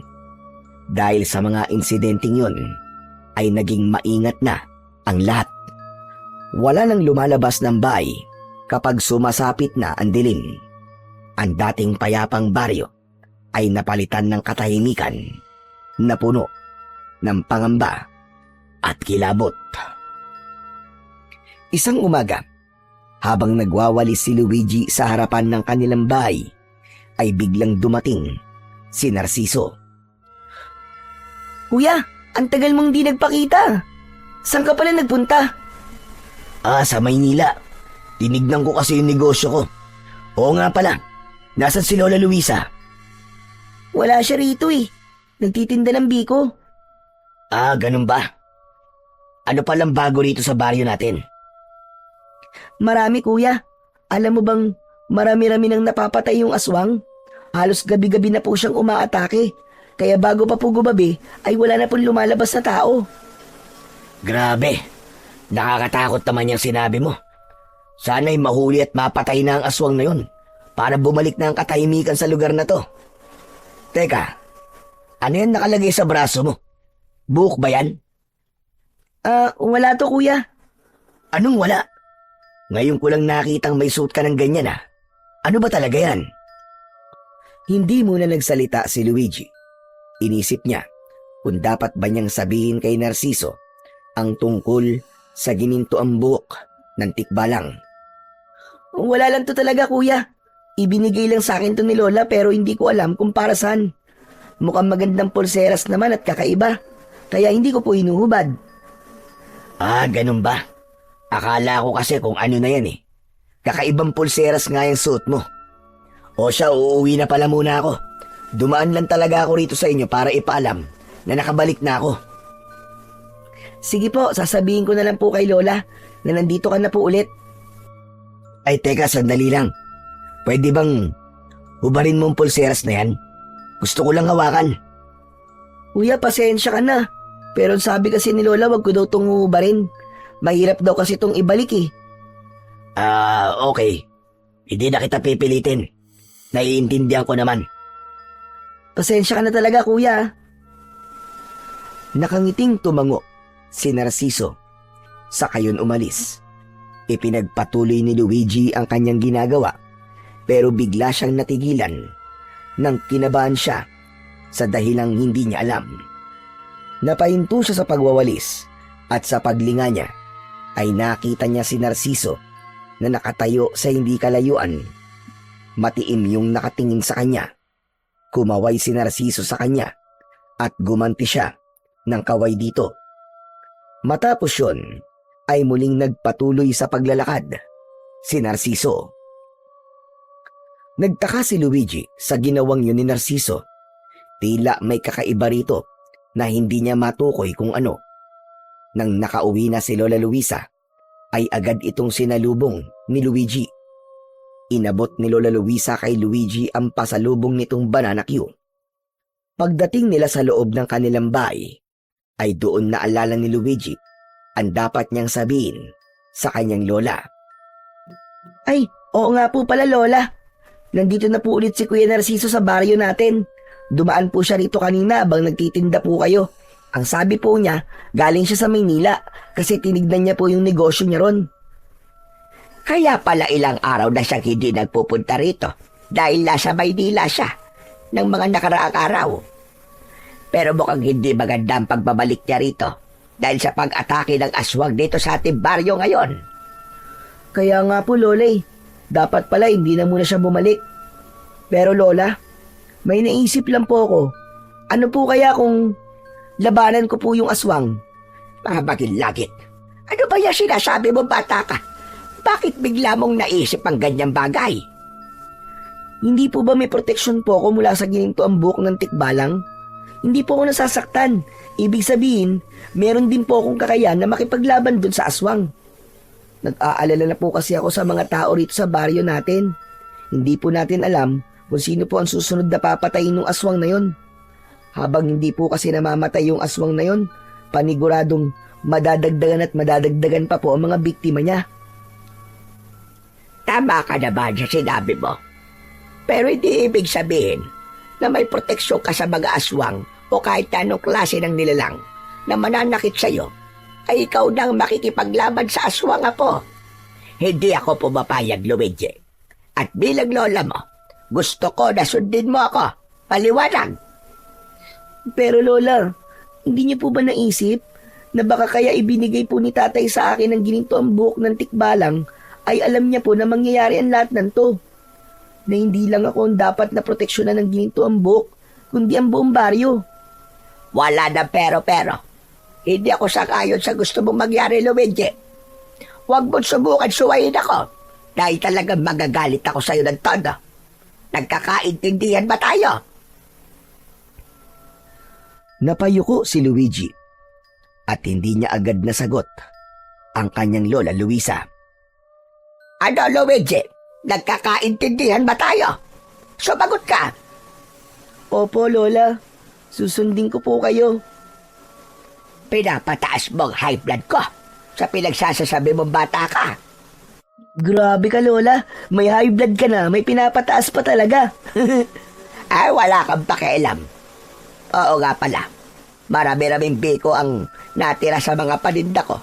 Kesa sa masayang, ay mas mabuti pang bigyan ko si Narciso. Sasama po ako sa inyo. Huwag na. Dito ka na lang. Mabilis lang naman ako. Ang gawin mo na lang ay magsaing ka na para maaga tayo makapaghapunan. Hindi na pinilit ni Luigi na sumama kay Lola Luisa sa pagpunta nito sa bahay ni Narciso. Habang inihahanda ng matanda ang dadalhing biko kay Narciso, ay nagsimula ng magpaapoy sa kalan si Luigi. Hindi nagtagal ay umalis na si Lola Luisa.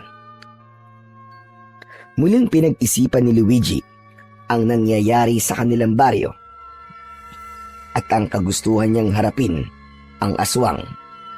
Alam niya na kahit na anong dahilan pa ang sabihin niya sa kanyang lola, ay hinding-hindi ito papayag na labanan niya ang aswang kahit pa yun na lang ang paraan upang muling bumalik ang kapayapaan sa kanilang baryo.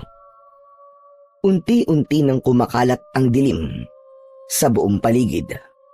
Tapos nang magsaing si Luigi, pero hindi pa rin bumabalik si Lola Luisa ng mga sandaling yun. Medyo kinakabahan na si Luigi dahil mag-iisang oras na simula nang umalis ang lola niya. Nakatayo siya sa may pintuan habang hinihintay ang pagbabalik ng kanyang lola, Luisa. Grabe, kanina pa si Lola. Nasaan na kaya siya? Bakit hindi pa rin siya bumabalik hanggang ngayon? Ang sabi niya, mabilis lang daw siya doon kay Kuya Narciso. Ano na kayang nangyari sa kanya? Nasaan na kaya si Lola? Naisipan ni Luigi na sundan na si Lola Luisa sa bahay ni Narciso. Pero paalis na sana siya nang biglang dumating si Owen. May dala yung isang pinggan na may laman na mainit na pansit. Luigi, teka sandali lang. May bibigay ako. Ang birthday ko kasi ngayon eh. Nagluto si nanay ng pansit na maraming kikyam. Ang sabi niya, dalang ko daw kayo ng lola mo. At saka ano eh. Saka ano, Owen? Saka, ang sabi ni nanay ay humingi daw ako ng sorry sa'yo sa mga panunukso at pangaaway ko sa'yo. Sana, Luigi, mapatawad mo pa ako ha. Napalo ako ni nanay nung nagsumbong ako sa kanya nang mabalian ako ng mga daliri. Tapos pinagsabihan niya rin ako na tama ang mga sinabi ni Lola Luisa, na mali ang manukso at hindi ko pwedeng gawing normal ang panunukso ko sa'yo. Sorry talaga, Luigi ah. Wala na sa akin yun, Owen. Ang mahalaga ay napagtanto mo na mali ang ginagawa mo. Salamat pala dito sa pansit ha. Saka, happy birthday sa'yo. Teka, wala bang lason to? Uy, wala ah. Promise, walang lason yan. Biro lang. Kinuha ni Luigi ang pansit mula kay Owen. Dinala niya yon sa kusina ng kanilang bahay at tinakpan niya ng isa pang pinggan para hindi dapuan ng langaw. Paglabas niya ay naroon pa rin si Owen. Oh, Owen, nandiyan ka pa? May kailangan ka pa ba? Ah, yung pinggan namin. Ay, oo nga pala. Pero pwede bang bukas ko na lang ibalik? Pupuntahan ko pa kasi si Lola Luisa sa bahay ni Kuya Narciso eh. Okay lang ba yun, Owen? Ganun ba? Kung gusto mo, samahan na kita eh. Kailangan ko rin kasing humingi ng tawad sa lola mo. Sige, bilisan na lang natin kasi malapit ng dumilim. Tara, umalis na tayo. Magkasamang nagtungo sina Luigi at Owen sa bahay ni Narciso. Pagdating nila roon ay nakasarado ang pinto pero naglalagos ang liwanag mula sa gasera sa loob. Kaya sigurado si Luigi na naroon si Narciso. Marahang kumatok si Luigi sa pinto. Kuya Narciso? Kuya Narciso? Nandiyan ka ba sa loob? Si Luigi to. Kuya Narciso? Bumukas ang pinto at sumalubong sa kanila si Narciso. Oh, Luigi, ikaw pala yan. Teka, bakit kasama mo si Owen? Hindi ba yan yung nangaaway sa'yo palagi? Opo, pero dati po yun. Magkabati na po kami ngayon ni Luigi. Hindi ko na po siya aawayin kahit kailan, promise. Totoo ba yan sinasabi mo? Opo naman. Promise, hindi po ako magsisinungaling. Bati na po talaga kami. Mabuti naman kung ganun. Alam mo naman siguro kung anong mangyayari sa'yo kapag tinukso at inaway mo ulit itong si Luigi. Ah, oo nga pala, Luigi. Ano bang ginagawa mo rito? Susunduin ko lang po si Lola, kuya. Kailangan niya na pong umuwi kasi malapit na pong dumilim eh. Aba, wala rito si Lola Luisa.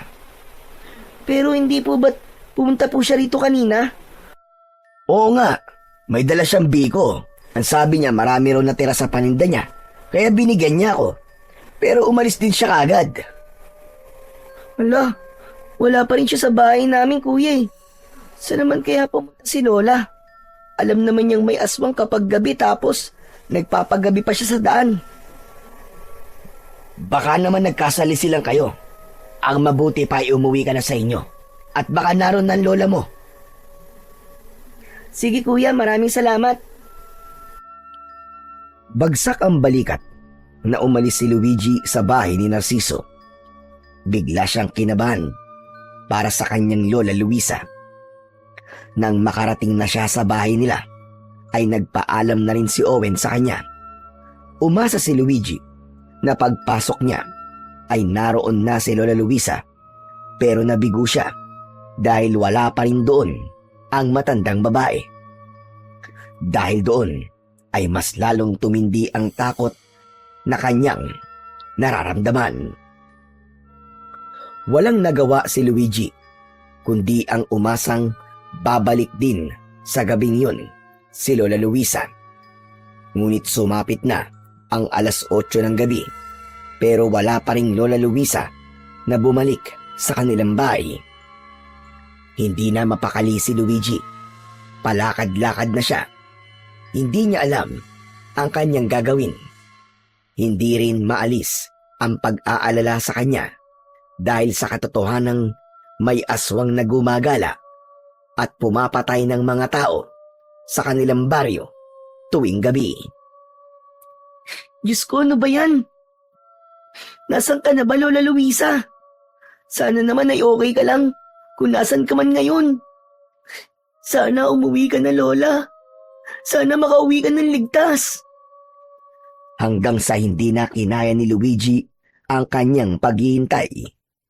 Naisipan niyang magtungo sa bahay ng kanilang kapitan del barrio upang humingi ng tulong at upang makasiguro sa kanyang kaligtasan ay kinuha niya ang matalas na itak na nakasabit sa dingding sa kusina. Akmang bubuksan niya na ang pinto nang may biglang kumatok. Tumalon ang puso ni Luigi. Ang unang pumasok sa isip niya ay ang lola niya na yon, kaya walang pagdadalawang isip na binuksan niya kagad ang pinto. Ngunit nawala ang kasiyahan niya nang si Narciso ang kanyang nakita.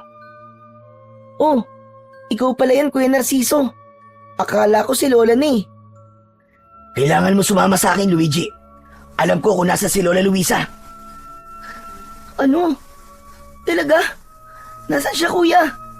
Nasa gubat siya ngayon. Tara, bilisan mo. Teka. Ano namang ginagawa ni Lola sa gubat? Kanina kasi, nang sabihin mong di pa nakakauwi si Lola Luisa, ay nag-alala rin ako sa kanya. Hinanap ko siya at hindi ko alam pero may pakiramdam ako na nasa gubat siya. Kaya yun, sinuyod ko ang gubat at nakita kong bihag siya ng isang aswang. Ano? Kung ganun, Kuya, kailangan natin siyang iligtas. Tama, kailangan natin siyang puntahan ngayon bago pa mahuli ang lahat. Tara na, bilisan natin! Hindi na nagsayang ng oras, sina Luigi at Narciso.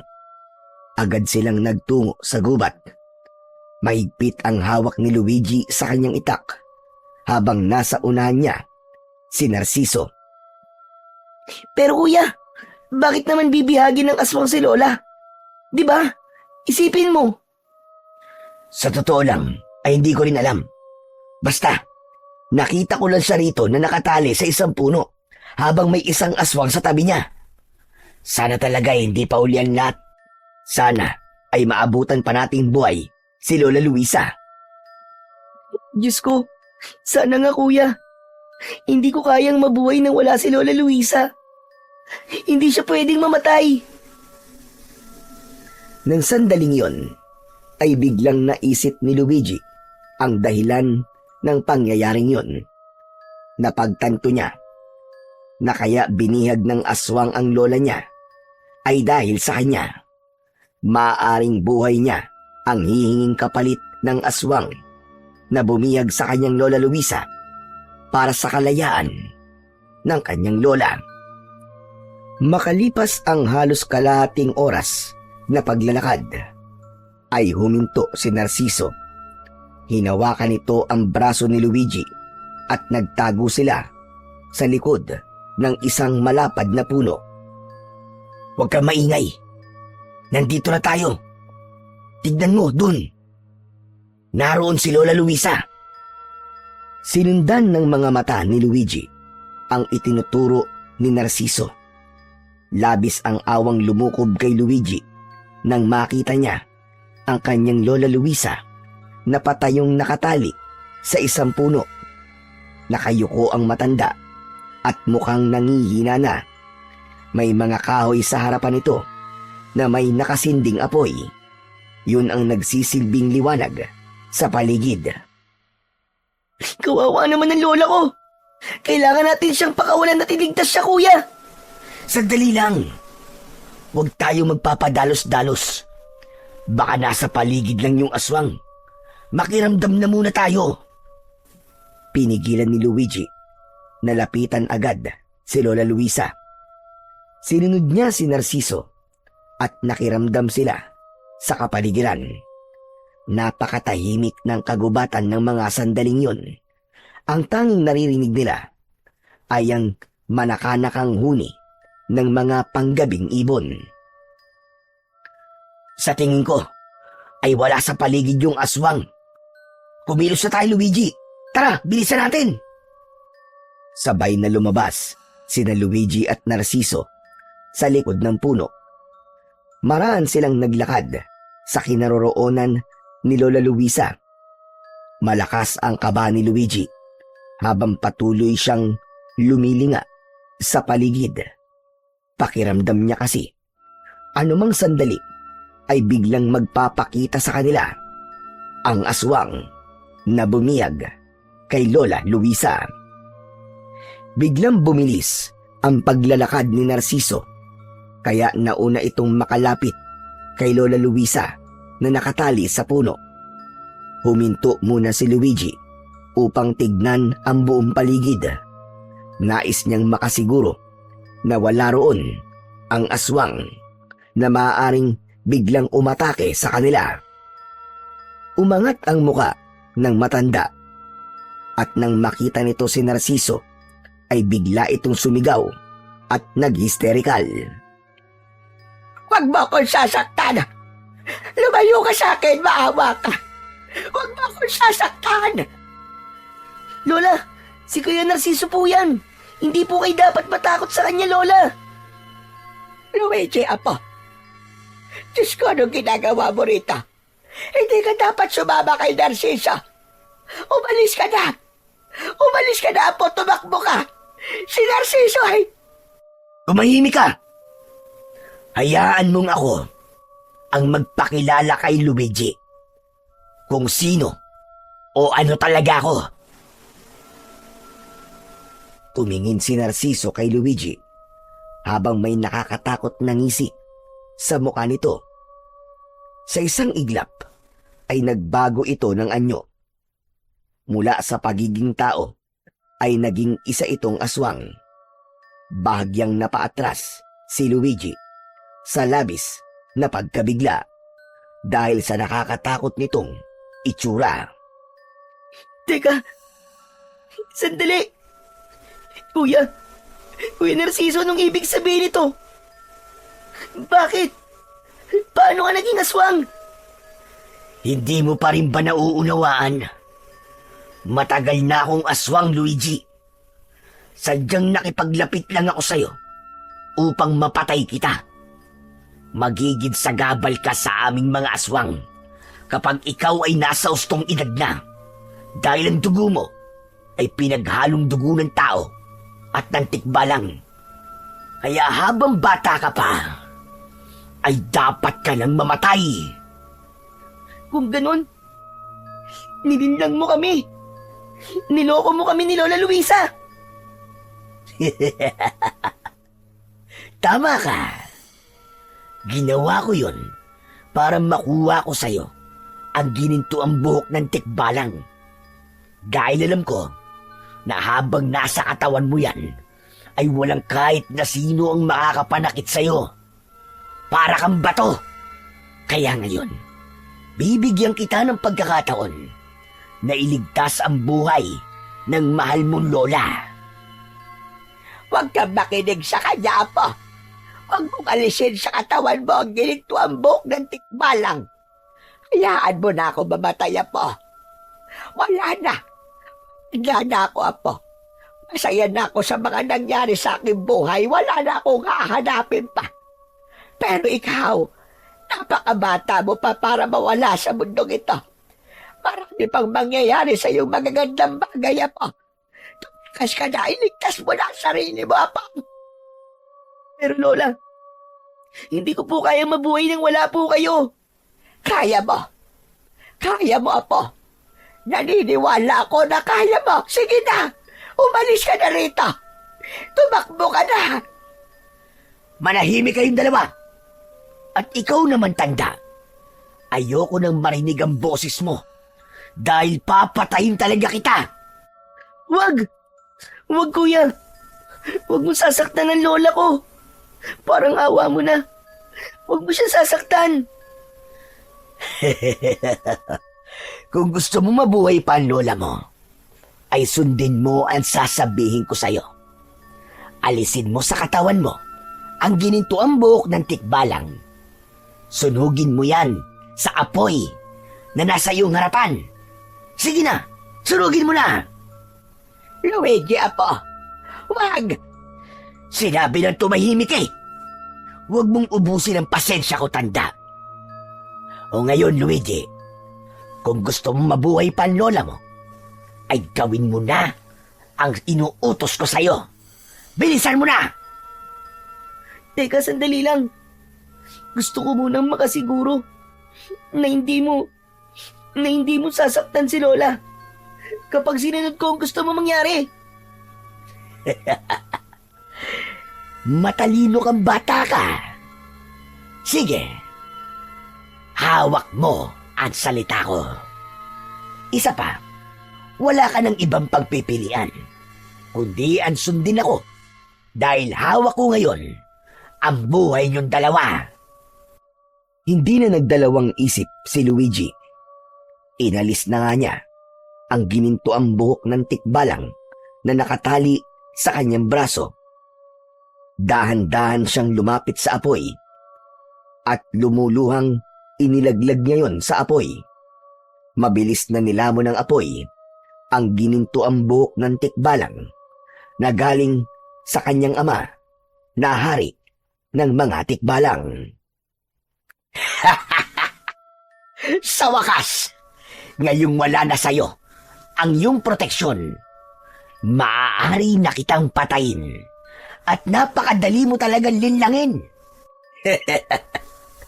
Inisip mo talaga na bubuhayin ko ang lola mo dahil sinunod mo ko. Tanga! Pareho ko kayong papatayin.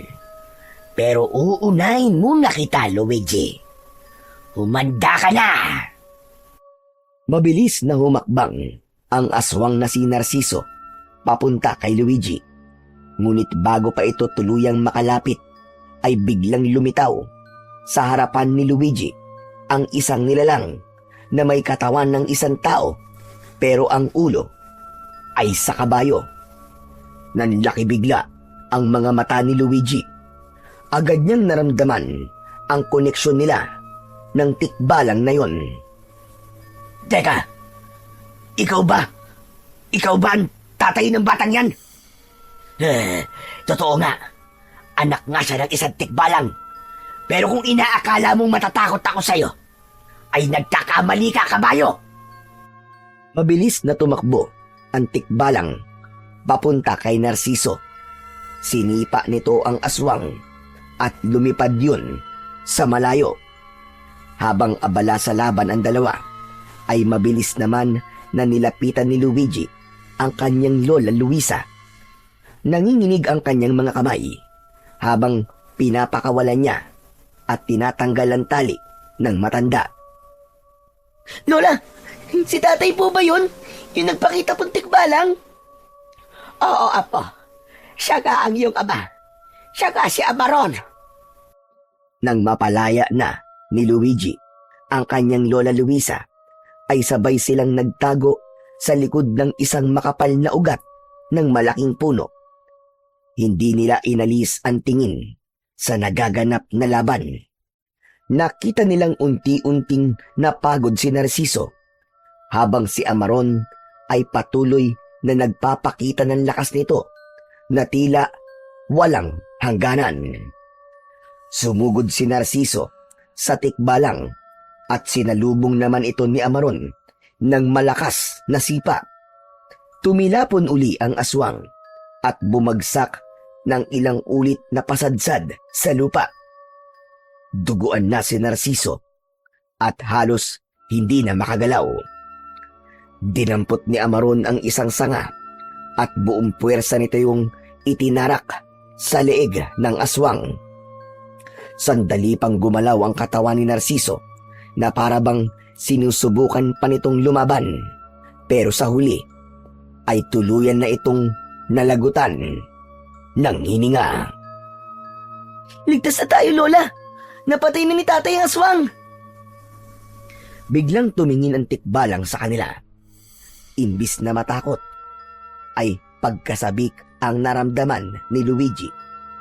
Hindi siya makapaniwala na abot kamay na niya ang kanyang ama na hari ng mga tikbalang. Dahan-dahan siyang lumapit kay Amaron habang nakahawak si Lola Luisa sa kanyang kamay. Ikaw po ba si Amaron? Ang aking ama? Oo. Ako nga ang iyong ama. Patawarin mo ko. Dahil ako ang dahilan kung bakit nakakaranas ka ng pangungutya sa mga kauri mo. Hindi na nagsalita si Luigi at mahigpit niyang niyakap si Amaron. Napahagulgul na siya ng iyak dahil hindi niya inakala na makikita pa niya ang kanyang ama. Nang kumalma na siya, ay humiwalay na siya sa pagkakayakap sa ama niya na tikbalang. Maraming salamat po sa pagliligtas niyo po sa amin ni Lola. Tatay!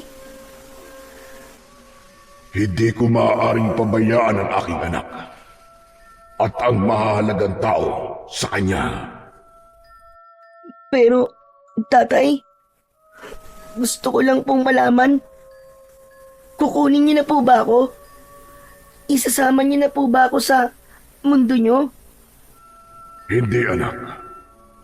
Hindi kita kukunin. Batid ko na ang mundo mo ay ang mundo ng mga tao. Dito ka nararapat kasama ang lola mo at ang mga taong nagmamahal sa iyo. Matapos yung sabihin ni Amaron, ay kumuha ito ng ilang hibla ng buhok mula sa ginintoang buhok nito. Hinawakan nito ang braso ni Luigi at itinali nito roon ang kanyang buhok.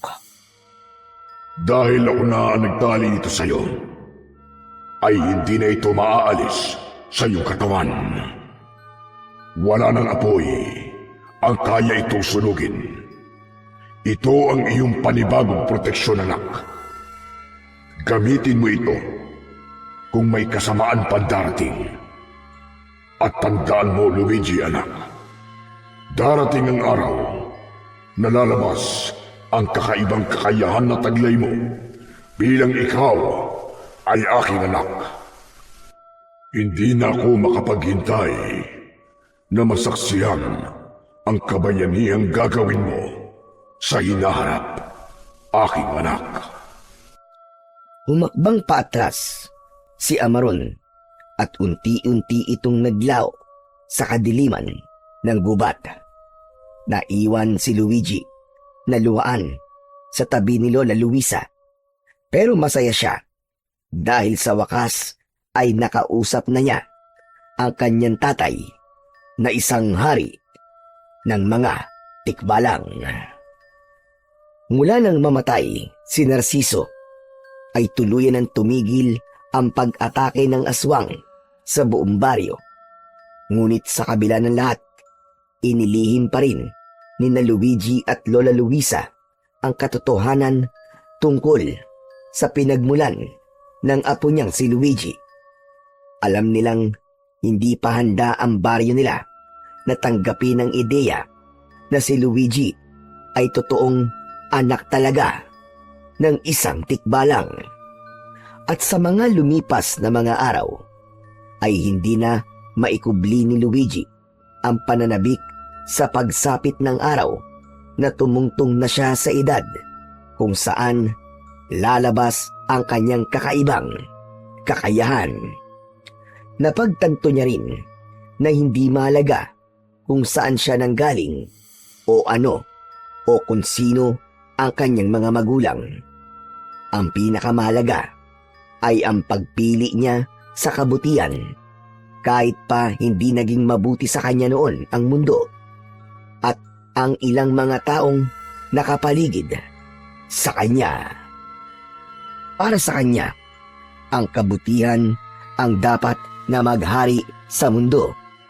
Naniniwala siya na kapag kabutihan ang iyong itinanim, ay kabutihan din ang iyong aanihin.